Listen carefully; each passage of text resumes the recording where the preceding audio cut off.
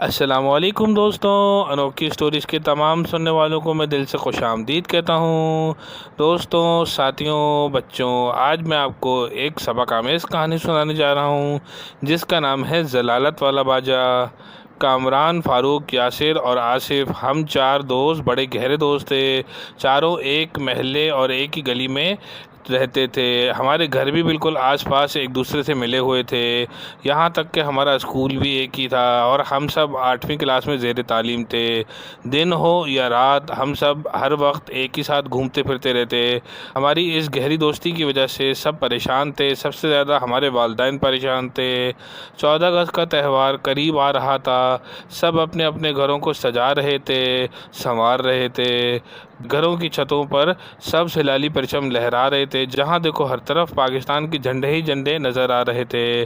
ابھی حال ہی میں چند سال پہلے کسی نے اس موقع کے لیے ایک عدد باجا بنا ڈالا، اس کو ہر کوئی نوجوان لڑکا خرید کر ہر جگہ بجاتا پھر رہا تھا۔ ہم نے بھی یہ باجے لیے اور اپنے محلے میں بجا کر سب کی زندگی کو حرام کرنا شروع کر دیا۔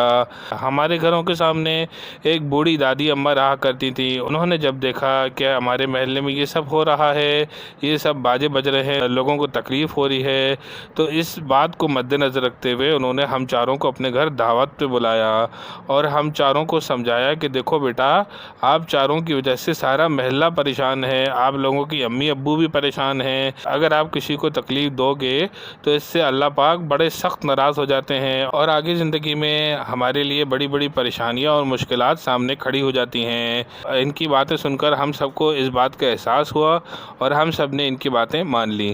دوستوں، یہ تھی ضلالت والے باجے کی ایک عمدہ اور سبق آمیز کہانی۔ اگر آپ کو یہ کہانی اچھی لگے تو اس کو لائک کیجیے، شیئر کیجیے اور میرے چینل انوکھی کی سٹوریز 7 کو سبسکرائب کیجیے۔ السلام علیکم، 14 اگست مبارک ہو آپ سب کو۔